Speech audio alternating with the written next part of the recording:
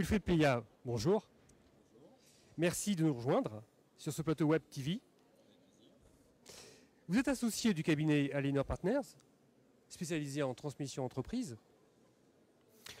Eh bien, voulez-vous bien vous présenter vous-même? Merci, avec plaisir. Donc effectivement, je m'appelle donc Wilfried Pléa, associé au sein de Aliénor Partners, qui est un cabinet spécialisé dans la transmission d'entreprise et la levée de fonds. Pour ma part, j'ai une vingtaine d'années d'expérience, dont 10 ans en tant que cadre dirigeant, et je rejoins donc les deux associés d'Aliénor Partners pour former donc un cabinet aujourd'hui de 3 associés seniors qui intervient dans tout ce qui est transmission d'entreprise et levée de fonds. Alors, en quoi on participe à la croissance? C'est votre question, absolument. Il n'y a pas de croissance sans fonds propres. C'est-à-dire qu'aujourd'hui, compte tenu de la conjoncture économique que nous connaissons, pour lancer des investissements, lancer des nouveaux projets, recruter, soit vous avez le cash dans les caisses, effectivement, ou vous êtes contraint de procéder à des augmentations de capital, donc à lever des fonds propres, pour, je dirais, réaliser vos projets. Donc notre métier est d'aider les fondateurs de projets, les porteurs de projets, à lever des fonds. C'est un métier en tant que tel. Nous orientons nos clients au sein d'un écosystème qui est assez dense entre les acteurs privés et les acteurs publics qui participent à la création d'entreprises, à la transmission d'entreprises et au levée de fonds. Donc acteurs privés, vous avez bien évidemment les banques, vous avez les avocats, les experts comptables, les fonds d'investissement régionaux, nationaux.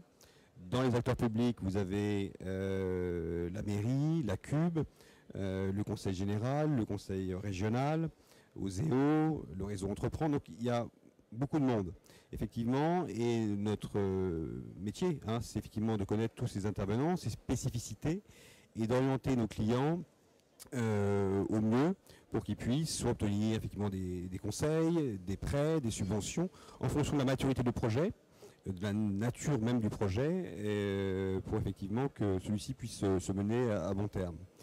3, je dirais qu'on participe à la croissance dans le sens où nous sommes un peu le chef d'orchestre entre les différentes parties prenantes qui participent à la transmission d'entreprise ou au levée de fonds, que ce soit là encore les experts comptables, les avocats, les banquiers, les fonds d'investissement. Il faut effectivement faire un peu un rôle de pivot, puisque effectivement il convient à la fois techniquement, de façon objective et dépassionnée, d'accompagner notre client vers, je dirais, l'aboutissement de leur projet. Et je terminerai en disant effectivement que le métier de la transmission d'entreprise, qui participe à la croissance, requiert des techniques d'ingénierie financière que les cabinets comme le nôtre et nos confrères détiennent, je dirais, pour réaliser dans les meilleures conditions les opérations pour nos clients.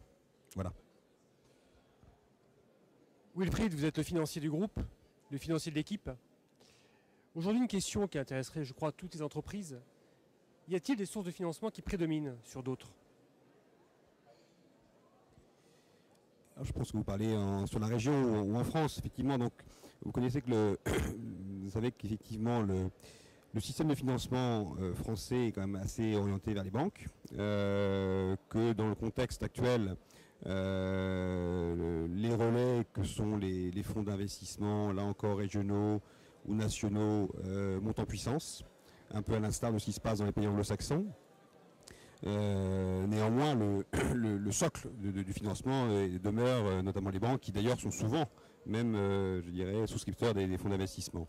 Tout l'intérêt, effectivement, et c'est notre job, de pouvoir discuter à la fois avec les banquiers traditionnels, qui ont eux-mêmes des départements spécialisés dans le financement des PME, et avec les fonds d'investissement, qui sont effectivement des entités plus orientées dans une entrée et une sortie à terme. Donc je dirais qu'il y a une légère évolution, effectivement, peut-être vers le private equity, mais en France, en tout cas, la place des banquiers est très forte. Vous êtes un levier de croissance, mais nous ne nous cachons pas derrière notre petit doigt. Nous sommes en crise. Votre métier a-t-il évolué avec la crise? A-t-il changé? Devez-vous vous adapter à une situation qui n'est peut-être pas celle qui existait il y a encore 2 ans? Écoutez, oui, mécaniquement, puisque l'argent en circulation est moins important qu'auparavant. Donc il faut être beaucoup plus sélectif sur les projets. Les projets que nous présentons, nous, au fonds d'investissement ou aux banquiers, doivent être effectivement à valeur ajoutée.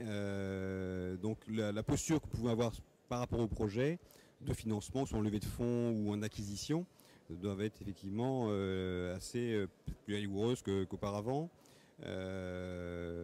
Donc c'est l'élément principal, puisque comme vous le dites à juste titre, la croissance organique des entreprises aujourd'hui est quand même relativement faible. Donc c'est via la croissance externe, via la croissance par de levée de fonds pour financer de nouveaux projets, que l'innovation arrive à parler. Et donc l'innovation fait partie clairement aussi de notre core business en termes de projets que nous supportons, que nous accompagnons pour que les porteurs puissent voir naître des belles idées. Vous êtes un observateur attentif de la situation économique. Voyez-vous clignoter une petite lumière qui indiquerait que finalement la sortie du tunnel est pour bientôt, ou alors pas du tout? Est-ce qu'on peut quand même terminer sur une note positive, Wilfried Pilla?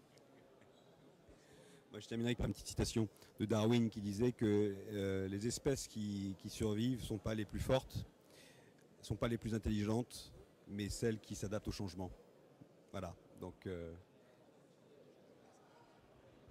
Wilfried Pilla, merci. Merci d'être venu. Merci pour votre dynamisme.